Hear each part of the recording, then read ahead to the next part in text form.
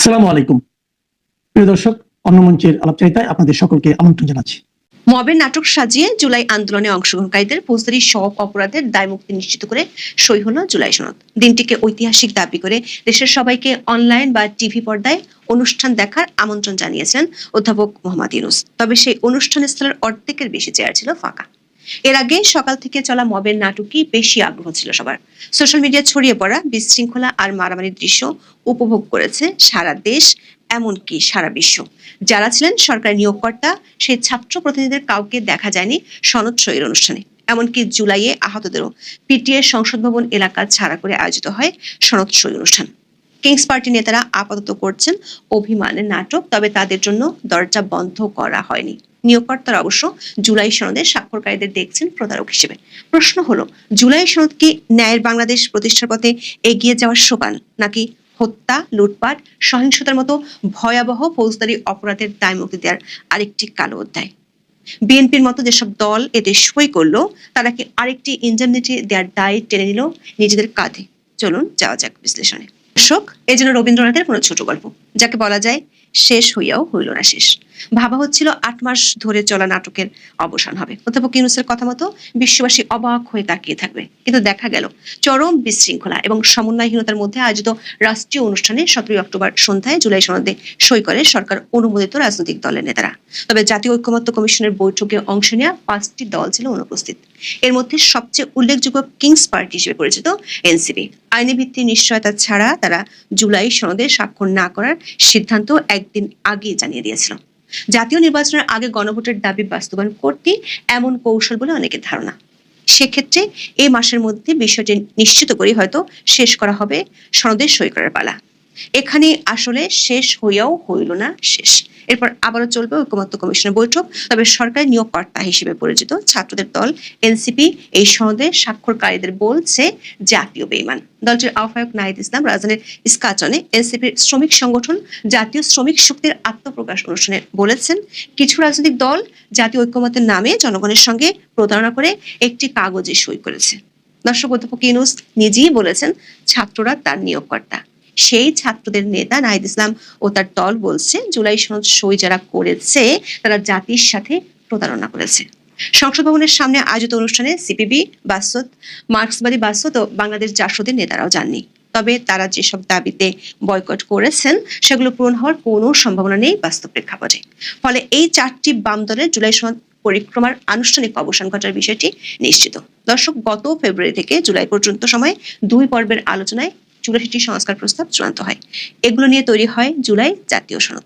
তাতে দলগুলোর আনুষ্ঠানিক স্বাক্ষরের আয়োজন করা হয় 17 অক্টোবর। জাতীয় ঐকমত্য কমিশনের সহসভাপতি অধ্যাপক আলী রিয়াজ একদিন আগে জানান, কোনো দল চাইলে পরেও সনদে সই করতে পারবে, তবে আলোচনায় চূড়ান্ত হওয়ার সংস্কার প্রস্তাবে পরিমার্জনের আর কোনো সুযোগ নেই।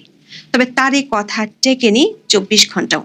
জুলাই যোদ্ধাদের একটি অংশের নাটিকা মঞ্চায়নের প্রেক্ষাপটে অতি গুরুত্বপূর্ণ একটি প্রস্তাবে সংশোধনী আনা হয় সনদে সই করার ঠিক আগে। বিস্ময়করভাবে এই সংশোধনীর টেক্সট পরিমার্জন করা হয় বিএনপি নেতা সালাউদ্দিন আহমেদের ফেসবুক পোস্টের ভিত্তিতে। সংসদ ভবন এলাকায় জুলাই যোদ্ধাদের বিক্ষোভ চলার সময় বেলা 11টার দিকে পোস্ট দেন সালাউদ্দিন আহমেদ। সনদের 5 নম্বর দফায় তিনি জুলাই আগস্টে পুলিশ সহ আইন শৃঙ্খলা বাহিনীর অন্য সদস্য এবং আওয়ামী লীগের যেসব নেতাকর্মী নিহত হয়েছেন তাদের বিষয়ে আইনি দায় মুক্তি দেওয়ার পরিষ্কার দাবি তোলেন। লেখেন, জুলাই জাতীয় সনদের 5 নম্বর দফা সংশোধিত হওয়া উচিত। বিএনপির এই নেতা দাবি করেন, জুলাই আন্দোলনে ছাত্রদের উপর হামলা চালাতে গিয়ে আওয়ামী লীগের নেতাকর্মী এবং আইন শৃঙ্খলা বাহিনীর অনেক সদস্য নিহত হয়েছেন। জনাব সালাউদ্দিনের মতে এরা গাদ্দার ও বিশ্বাসঘাতক, যাদের বিচার জনতার আদালতে হয়ে গেছে, তাই এদের হত্যার বিচার আর করা যাবে না, অর্থাৎ দিতে হবে ইনডেমনিটি। একই পোস্টে পরিমার্জিত দফার টেক্সট কি হবে তাও লিখে দেন জনাব সালাউদ্দিন। অবিশ্বাস্যভাবে স্বাক্ষরের কয়েক ঘন্টা আগে সেটি কাট অ্যান্ড পেস্ট করে বসিয়ে দেন অধ্যাপক আলী রিয়াজ। নতুন সংযোজিত দফা অনুযায়ী শুধু আন্দোলনকারীদের নির্বিচারে দায় মুক্তি দেয়া শুধু নয়, আওয়ামী লীগের পাশাপাশি আইন শৃঙ্খলা বাহিনীর সদস্যদের বিরুদ্ধে প্রশ্নাতীত বিচারের অঙ্গীকার যুক্ত করা হয়েছে পরিমার্জিত জুলাই সনদে। এর মাধ্যমে আরো একবার ফৌজদারি অপরাধের দায় মুক্তির দায় সরাসরি নিজেদের কাঁধে নিল বিএনপি। খুলে গেল বঙ্গবন্ধু হত্যার ইনডেমনিটি দেওয়ার মতো আরেকটি কালো অধ্যায়। এমন সংশোধনের পর সামাজিক মাধ্যমে অনেকেই জুলাই সনদকে সালাউদ্দিন সনদ বলে মন্তব্য করেন। তবে ঐক্যমত্য কমিশন ও সরকার পক্ষ থেকে জুলাই সনদের অঙ্গীকারনামার ৫ম দফাটি সংশোধনের দাবি করা হলেও রাজনৈতিক দলগুলোকে স্বাক্ষর করতে দেওয়া হয়েছে পুরাতন কপিতে। গণ অধিকার পরিষদের নেতা নুরুল হক নূর তার স্বাক্ষরিত একটি কপি নিজের ফেসবুকে পোস্ট করেন। সেখানে দেখা যাচ্ছে ৫ম দফাটিতে আগের কথাগুলি রয়ে গেছে। দর্শক, একে অধ্যাপক আলী রিয়াজের স্ট্যান্ডবাজি নাকি অন্য কিছু?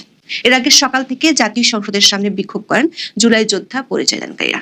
এক পর্যায়ে তারা ঢুকে পড়েন সংসদ ভবন এলাকায়। দক্ষিণ প্লাজা অনুষ্ঠান স্থল দখলে নেন তারা। দুপুরের দিকে অনুষ্ঠানের মঞ্চের সামনে থেকে তাদের সরিয়ে দেয় পুলিশ।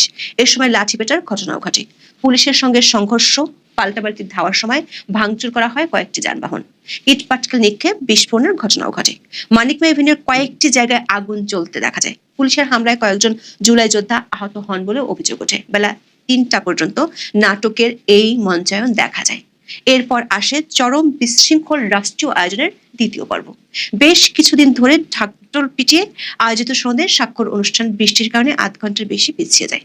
বিস্ময়করভাবে বৃষ্টি থেকে রক্ষা পাওয়ার কোনো ব্যবস্থা ছিল না এত বিশাল আয়োজনে।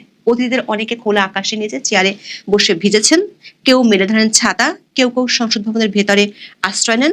অনুষ্ঠানে আসা বিদেশি কূটনীতিকেরাও পড়েন বিড়ম্বনায়। আধুনিক বিজ্ঞানের এই যুগে আবহাওয়ার দীর্ঘমেয়াদী পূর্বাভাস পাওয়া সম্ভব। তবে হাস্যকরভাবে অনুষ্ঠানে জানানো হয় এ ধরনের বৃষ্টির সম্ভাবনা নাকি সরকারের জানা ছিল না।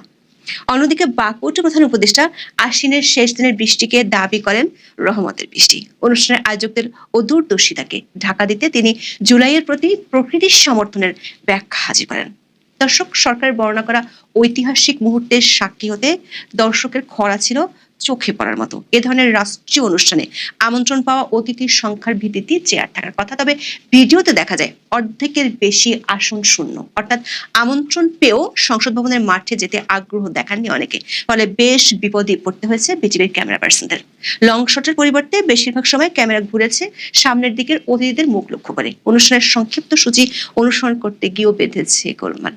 কথা ছিল মূল অনুষ্ঠানের শুরুতেই দেখানো হবে জুলাই আন্দোলনের একটি 7 মিনিটের তথ্যচিত্র। তবে চালু করতে গিয়ে দেখা যায় সিনেমা চলছে না। সঞ্চালক মনির হায়দার এরপর জানান কারিগরি কোনো ত্রুটি হয়েছে। সনদের সই এবং প্রধান উপদেষ্টার ভাষণের পর দেখানো হবে। তবে সেই 7 মিনিট আর আসেনি জাতির সামনে। সনদ সই করার পর ডক্টর ইউনূসের আবেগময় ভাষণ শেষে আবার আসে তথ্যচিত্র প্রদর্শনের ঘোষণা। 8 মিনিট না যেতেই ভেসে আসে আজানের ধ্বনি। মনির হায়দার জানান আজান শেষে প্রদর্শনী শুরু হবে এবং তারপর প্রধান উপদেষ্টার সঙ্গে নেতাদের ফটো সেশনের মাধ্যমে শেষ হবে ঐতিহাসিক আয়োজন। দর্শক, বিটিভির লাইভে দেখা যায় আজানের মাঝখানে চেয়ার ছেড়ে চলে যাচ্ছেন প্রধান উপদেষ্টা। সঙ্গে সঙ্গে দর্শক সারি সবাই যে যার মতো মাঠ ছাড়তে ব্যস্ত হয়ে পড়েন। এর মধ্যেই 7 মিনিটের সেই অতি গুরুত্বপূর্ণ সিনেমা সম্প্রচার ভুলে গিয়ে শেষ হয়ে যায় বিটিভি লাইভ। পরে সেটি আর প্রদর্শিত হয়েছিল কিনা অথবা দেখার মতো দর্শক ছিল কিনা তা হয়তো ঐতিহাসিক রহস্য হিসেবে থেকে যাবে। প্রধান উপদেষ্টার কার্যালয়ের বিবৃতি থেকে জানা যাচ্ছে সব মিলিয়ে 25টি দল ও একটি জোটের প্রতিনিধিরা সই করেছেন জুলাই সনদে। তালিকা পর্যালোচনা করে আমরা দেখেছি এই দলগুলোর মধ্যে মাত্র 18টি দল নির্বাচন কমিশনে নিবন্ধিত। নির্বাচন কমিশনে বর্তমানে নিবন্ধিত দলের সংখ্যা 52। তার মানে হলো নিবন্ধিত দলগুলোর মধ্যে 35 ভাগেরও কম দল সই করেছে এই সনদে। আবার সই করা দলগুলোর মধ্যে 5টি নিবন্ধন হয়েছে অন্তর্বর্তী সরকার ক্ষমতায় আসার পর। এমনকি নিয়োগকর্তা হিসেবে পরিচিত ছাত্রদের দলও ছিল না অনুষ্ঠানে। অথচ ডক্টর ইউনূস দাবি করেছেন এই আয়োজনে নাকি চমকে গেছে গোটা বিশ্ব। দর্শক, একদিক থেকে চমকে দেওয়ার মতো নাটকই হাজির করেছে ম্যাজিক ম্যানের সরকার। নিজের মিত্রদের আশেপাশে সাজিয়ে যে তালগোল পাকানো রাষ্ট্রীয় আয়োজন হলো তা নিশ্চয়ই জায়গা পেতে পারে ইতিহাসের অদ্ভুত ঘটনার তালিকায়। এখন এই পর্যন্ত